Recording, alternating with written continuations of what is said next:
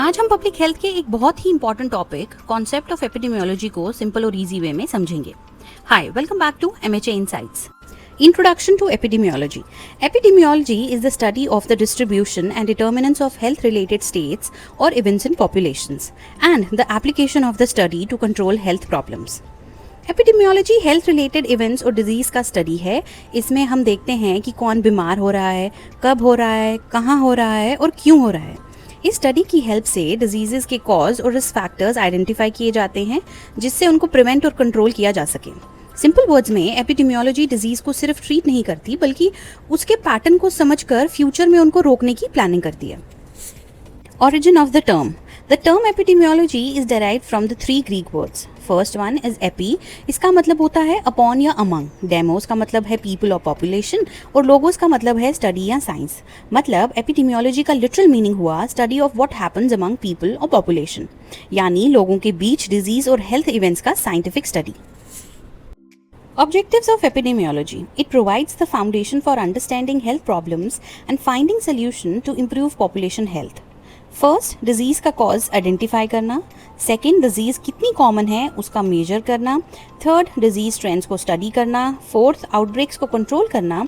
Fifth, health care services की planning में help करना। और सबसे इम्पॉर्टेंट ऑब्जेक्टिव है पॉपुलेशन की हेल्थ इंप्रूव करना। ओवरऑल गोल है एविडेंस बेस्ड डिसीजंस लेके कम्युनिटी की हेल्थ और वेलबींग को better banana. Components of epidemiology.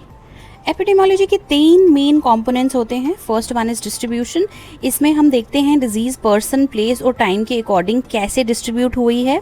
दूसरा है डिटर्मिनेंट्स, यानी डिजीज होने के कॉजेज और रिस्क फैक्टर्स क्या हैं। एंड थर्ड है फ्रीक्वेंसी, यानी डिजीज कितनी बार या कितने लोगों में हो रही है। ये तीनों कंपोनेंट्स मिलकर डिजीज प्रिवेंशन और हेल्थ केयर प्लानिंग में बहुत इंपॉर्टेंट रोल प्ले करते हैं। Epidemiological triad shows the interaction between 3 key components जो contribute करती हैं occurrence of disease। सबसे पहले है एजेंट। इसका मतलब है डिजीज़ का कॉज, जैसे बैक्टीरिया, वायरस या केमिकल। होस्ट मतलब वो पर्सन जो डिजीज़ से अफेक्ट हो रहा है। और इन्वायरमेंट मतलब सराउंडिंग्स जो डिजीज़ को स्प्रेड होने में हेल्प करती हैं। फॉर एग्जाम्पल, डेंगू एजेंट है डेंगू वायरस, होस्ट है ह्यूमन और इन्वायरमेंट है स्टैग्नेंट वाटर और मॉस्किटोज। जब ये तीनों फैक्टर्स एक साथ आते हैं तब डिजीज डेवलप होने के चांसेस बढ़ जाते हैं। Types of epidemiology. It is broadly classified into 3 main types based on the focus and purpose of the study. First one is descriptive epidemiology. ये बताता है डिजीज किस पर्सन, प्लेस और टाइम में हो रहा है। Second one is analytical epidemiology. ये डिजीज के कॉज और रिस्क फैक्टर्स को आइडेंटिफाई करता है। And third one is experimental epidemiology. इसमें इंटरवेंशंस और प्रिवेंटिव मेजर्स को टेस्ट किया जाता है। इन तीनों की हेल्प से डिजीज को समझने और कंट्रोल करने में आसानी होती है। Epidemiological measurements. They are numerical tools used to quantify the occurrence and impact of health events in a population. The first one is incidence, जो नए cases को measure करता है in a specific period of time. Then is the prevalence. It measures the total number of existing cases, new plus old, of a disease in a population at a specific point or period of time. Third one is mortality rate. ये measure करता है number of deaths due to specific disease in a population during a specific period of time. Usually express किया जाता है per unit population पे. Fourth one is morbidity rate. It measures the occurrence of illness or disease in a population which includes both new and pre-existing cases over a specific period of time. Then fifth one is case fatality rate. ये measure करता है proportion of deaths among identified cases of a disease. ये indicate करता है severity of a disease. Now the use of epidemiology in healthcare administration. Healthcare administration में epidemiology का use health planning, resource allocation और disease prevention के लिए होता है। इसकी help से health programs evaluate किए जाते हैं, health policies बनाई जाती हैं, disease surveillance की जाती है, healthcare quality improve होती है, healthcare cost control होता है और public health awareness programs को भी effectively plan किया जाता है। इसी वजह से एपिडेमियोलॉजी हेल्थ केयर एडमिनिस्ट्रेशन का बैकबोन माना जाता है। Now let's see why it is important. ये डिजीज और हेल्थ प्रॉब्लम्स को आइडेंटिफाई करती है, डिजीज का कॉजेज और रिस्क फैक्टर्स बताती है, प्रिवेंशन स्ट्रैटेजीज बनाने में हेल्प करती है, हेल्थ केयर मैनेजर्स और पॉलिसी मेकर्स को इन्फॉर्म्ड डिसीजंस लेने में सपोर्ट करती है, रिसोर्सेज का बेटर यूटिलाइजेशन करती है, डिजीज ट्रेंड्स मॉनिटर करती है, हेल्थ प्रोग्राम्स इवैल्यूएट करती है, पब्लिक हेल्थ आउटब्रेक इंप्रूव होते हैं, आउटब्रेक्स को कंट्रोल करने में हेल्प होता है, और सबसे इम्पॉर्टेंट हेल्थ इक्विटी को प्रमोट करते हैं ताकि इंसान को बेटर हेल्थ केयर मिल सके।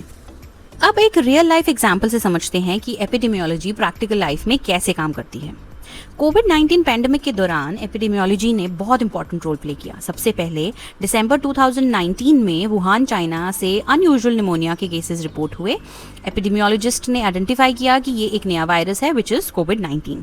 उसके बाद इंसिडेंस, प्रिवलेंस, मोर्टेलिटी रेट और केस फर्टिलिटी रेट जैसे एपिडेमियोलॉजिकल मेजरमेंट्स की हेल्प से डिजीज की सिवियरिटी और स्प्रेड को मॉनिटर किया गया। रिसर्च से पता चला कि एल्डरली लोग और डायबिटीज, हाइपरटेंशन जैसे कोमॉर्बिडिटीज वाले पेशेंट्स में रिस्क ज़्यादा है। इसी एविडेंस के बेसिस पर मास्क पहना, हैंड हाइजीन मेंटेन की, सोशल डिस्टेंसिंग, लॉकडाउन्स और वैक्सीनेशन जैसे प्रिवेंटिव मेजर्स इंप्लीमेंट किए गए। गवर्नमेंट्स ने इसी डाटा की हेल्प से रिसोर्स प्लान किए, हॉस्पिटल्स प्रिपेयर किए और वैक्सीनेशन पॉलिसीज बनाई, और कॉन्टिन्यूसली सर्विलेंस और रिसर्च के थ्रू इंटरवेंशंस को इवैल्यूएट करके स्ट्रैटेजीज में चेंजेस किए गए।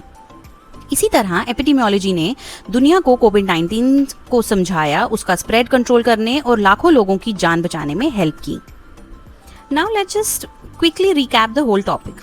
हमने सीखा कि एपिडेमियोलॉजी हेल्थ रिलेटेड इवेंट्स की डिस्ट्रीब्यूशन और डिटर्मिनेंट्स की साइंटिफिक स्टडी है। इसके 3 कोर कंपोनेंट्स हैं, डिस्ट्रीब्यूशन, डिटर्मिनेंट्स और फ्रीक्वेंसी।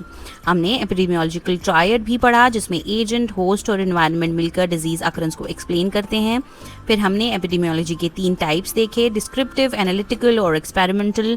इसके बाद incidence, prevalence, mortality rate, morbidity rate और केस फर्टिलिटी रेट जैसे इंपॉर्टेंट एपिडेमियोलॉजिकल मेजरमेंट्स को समझा।